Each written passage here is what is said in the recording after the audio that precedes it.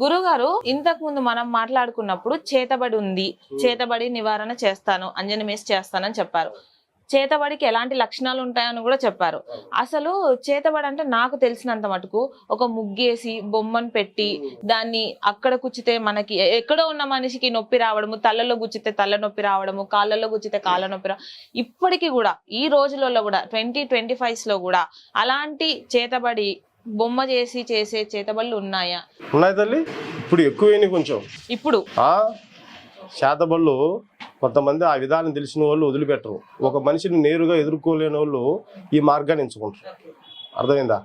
అట్లా చేసినప్పుడు ఆ చేతబడి చేసే శుద్ధ పూజలు చేసే వాళ్ళు ఆ విధానం ఎట్లా ఉంటుందంటే, వాళ్ళు ఒక బొమ్మ తయారు చేస్తారు. ఆ బొమ్మకు ఒక ఆత్మను దింపుతుంది.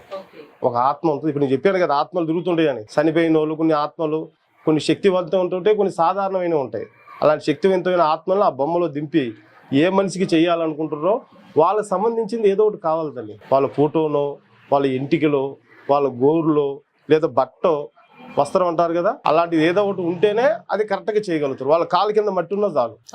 అలాంటి వాటితో కూడా చేస్తారు. అట్లా చేసినప్పుడు వాళ్ళు ఏ అవయవం దెబ్బతినాలని గుచ్చితే మనకు అక్కడ ప్రాబ్లం అవుతుంది. ఇది ఎన్నో మంది ఎన్నో తరాల నుంచి, తాతల తరాల నుంచి అది ఎక్కువ.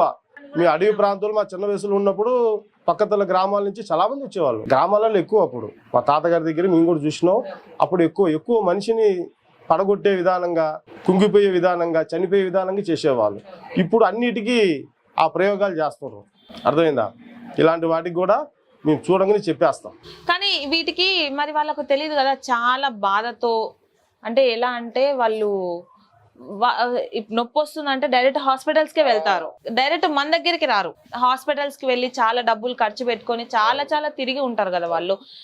మరి అలాంటి వాళ్ళకి మీరు ఖచ్చితంగా ధైర్యం అనేది ఇచ్చి పంపిస్తారా? ఇప్పుడు మీరు చెప్పినట్టుగా వాళ్ళకి అర్థం కాదు పాపం. చేతబడి చేసిన వాళ్ళకి ఆరోగ్యంగానే ఉంటారు, ఉన్నట్టుండి ఒక చిన్న ప్రాబ్లం లెక్క స్టార్ట్ అవుతుంది. అది స్టార్ట్ అయినప్పుడు ఆసుపత్రికి వెళ్తారు, 4 రోజులు చూస్తారు. డాక్టర్ కూడా అర్థం కాదు, ఏం లేదు కదా రిపోర్ట్లో, ఇది మామూలు సమస్య అని చెప్పి మందులు ఇస్తుంటాడు. కానీ తగ్గదు, రోజుకి పెరుగుతుంటుంది. వాళ్ళ క్షోభ అనేది వాళ్ళు తట్టుకోలేరు తల్లి.